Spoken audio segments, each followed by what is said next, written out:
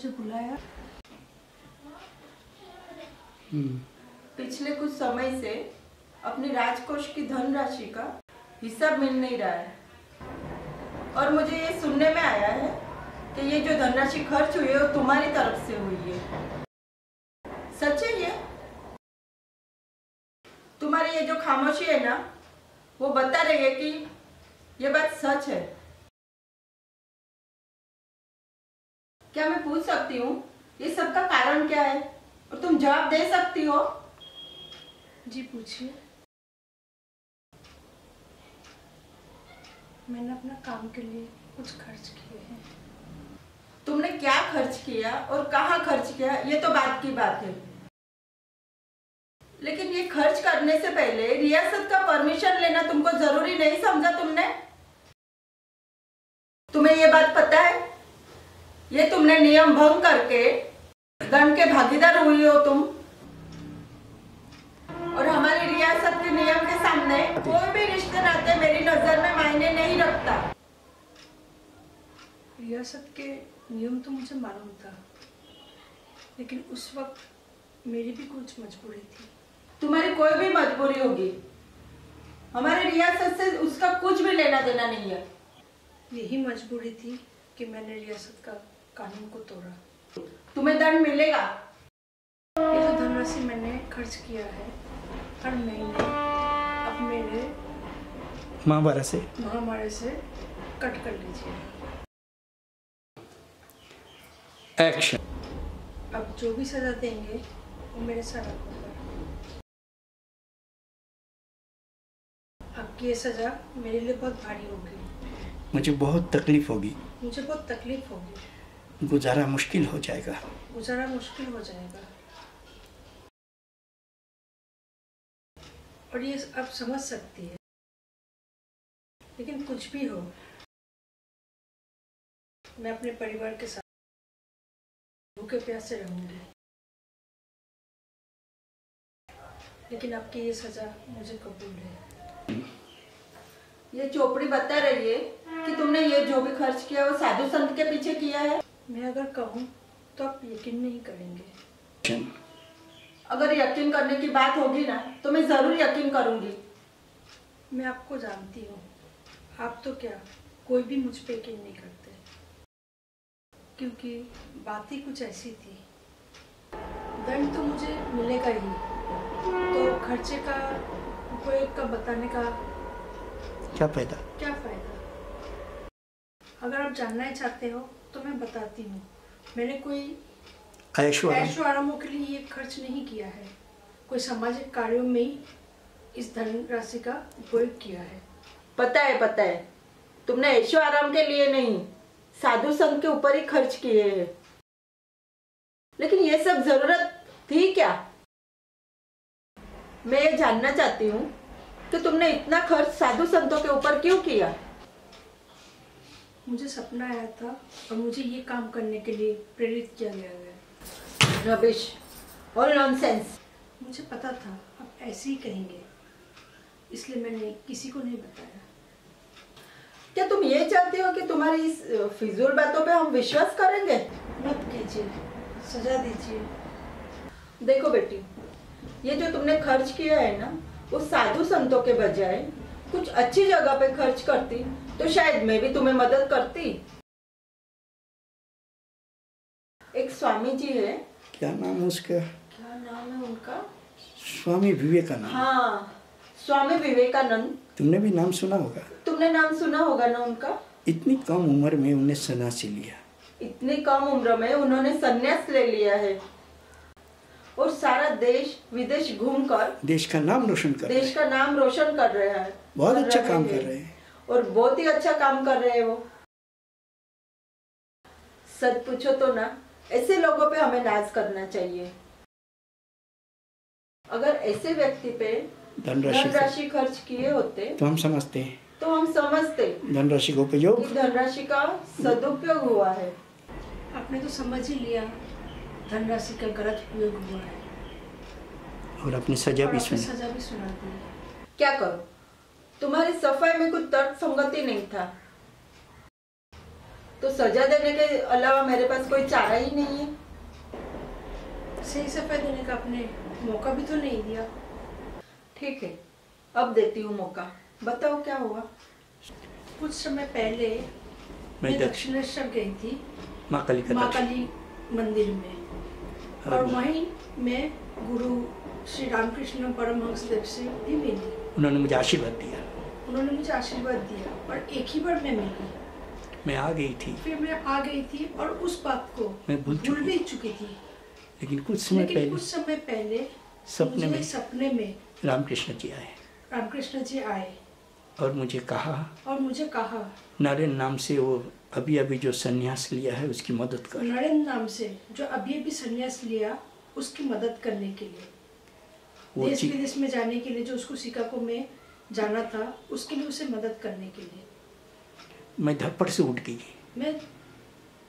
गई। और मुझे लगा कि रामकृष्ण जी मेरे बाजू में खड़ी हैं, बैठे हैं। और मुझे ऐसा लगा कि रामकृष्ण जी मेरे बाजू में खड़े हैं और मुझे कह रहे कि बेटी तू ये काम कर। और उन्होंने मुझे ये कहा कि बेटी तू ये काम कर। लेकिन पता नहीं क्यों मैं उनकी ये आदेश टाल नहीं सकी। मैं प्रयत्न करते रही कि धनराशि का इकट्ठा जमा करके कैसे उसकी मदद कर सकूं। इसलिए विश्वस्त कर्मचारी को मैंने ये बात गुप्त रखने के लिए कहा था।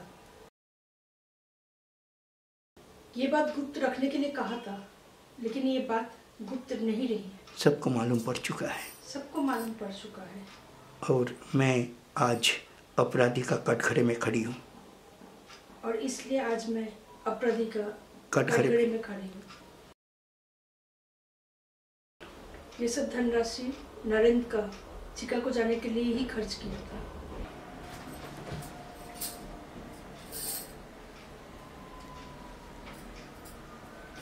क्या नरेंद्र की मदद की? मतलब स्वामी विवेकानंद की मदद की? अरे बेटी, मेरी बेटी, ये तो तुमने बहुत अच्छा काम किया। तुमने तो ये बहुत ही अच्छा काम किया है। इसकी सजा मुझे मिल गई है। नहीं बेटी, ऐसा मत कहो। नहीं बेटी, ऐसा मत बोलो। क्या तुम मुझसे कभी मिली? जी, एक बार ही मिली थी। उस वक्त वो नया संन्यास लिया हुआ था। मैं उसको बहुत डांटा था। क्यों डांटा तुमने? क्योंकि उसने उस वक्त काम ही ऐसा किया था। क्या किया था उसने? हमें बिना पूछे उन्होंने हमारी जमीन किसानों को वापस कर दिया था। लेकिन जहाँ तक मैं जानती हूँ तुमने किसानों को तो जमीन दान दे दी थी। स्वामी जी से मिलने के बाद मुझे ऐसा लगा गरीबों की मदद करनी चाहिए, और फिर मैंने गरीबों को जमीन दी। बेटी, ये जानकर मुझे बहुत ही खुशी हुई कि हमारे राजकोष की धनराशि गलत काम के लिए नहीं, सही काम के लिए उपयोग हुई है। अब तुम्हारी सजा में बदलाव होगा। हाँ। ये सजा काफी नहीं है, तुम्हें इससे भी बड़ी सजा मिलेगी। तुम्हारी सजा ये है कि तुम मुझे जल्द से जल्द स्वामी विवेकानंद से मिलाओगे। जल्द से जल्द कैसे मैं मिला सकती हूँ? जब मैं उससे मिली थी तब उसे कोई नहीं जानता था। अब तो उसे पूरा दुनिया जानता है। अभी वो बहुत बड़ा आदमी है। वो टाइम ही नहीं है उसके पास टाइम भी नहीं होता है। मैं खुद कई बार मिलने की कोशिश की, लेकिन नहीं मिल पाई। वो कुछ मैं नहीं जानती, तुम मुझे उससे मिलाओगे।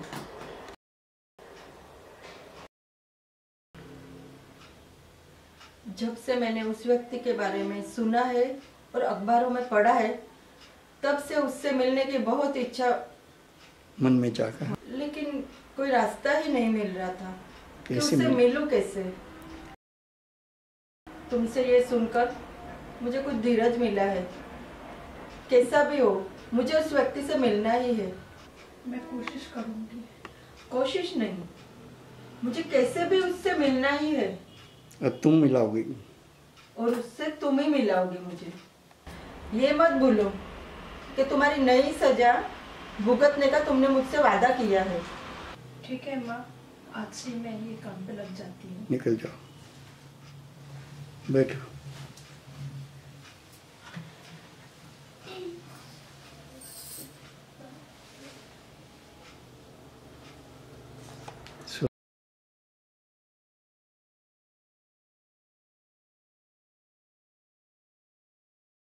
यहाँ तो कोई दिखाई नहीं दे रहा है। आप थोड़ा रुकिए, मुझे लगता है वो जरूर आएंगे। लेकिन यहाँ तो वैसे लोगों का चहल पहल भी नहीं है और लगता भी नहीं है कि यहाँ पे कोई सभा होने वाली है। मेरे विश्वासु कर्मचारी ने कहा है आज वो यहाँ आने वाले हैं। थोड़ा रुकिए ना, वो जरूर आएंगे। हालांकि वो बहुत बिजी है, पर मुझे ऐसा नहीं लगता कि 1 मिनट के लिए वो हमें टाइम नहीं देंगे। आपको पता है, मेरा जमीन दान देने के बाद उन्होंने मुझे प्रशंसा भरी पत्र भेजे थे। हालांकि मैंने उसके जवाब बहुत कठोरता से दिया था। वो मेरी मन की बात नहीं थी। तब तो मुझे लगता है कि तुम्हारे बारे में उसके मन में अच्छी भावना होगी। तुम्हें मिलने को वो इनकार नहीं करेगा। लेकिन वो है किधर? इधर तो कोई दिखाई नहीं दे रहा है। आने का समय तो हो गया है, किसी भी वक्त आ सकता। मैं जानती हूँ ये मंदिर में वो रोज पूजा करते हैं। लेकिन बेटे, मैंने तो सुना नहीं कि स्वामी जी ने कभी मूर्ति पूजा की है। शायद आप भूल गए हैं कि वो शिष्य किसके हैं, रामकृष्ण जी के, और वो माँ काली के पुजारी थे। वो जो यहाँ पूजा करते हैं लोगों के लिए करते हैं, अपने लिए नहीं। बेटी, वो सब तो ठीक है, लेकिन हम कब तक इंतजार करेंगे? और अंधेरा भी होने लगा है और हमें वापस भी जाना है। हमें ठीक से मालूम है ना? माँ, मुझे जहाँ से खबर मिला है वो कभी झूठ नहीं हो सकता है। थोड़ा रुको, मिलेंगे जरूर। माँ, आप रुको, मैं अभी आऊँगी।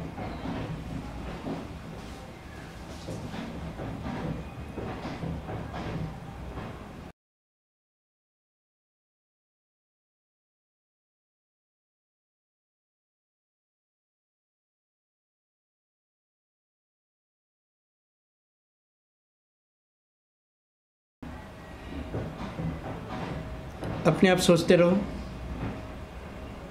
हाँ, मुंह नीचे। माँ, आज तो नहीं है, क्या करूँ? और क्या करोगे? और क्या करोगे? चलो वापस चलते हैं। अभी वापस घर चलते? जी।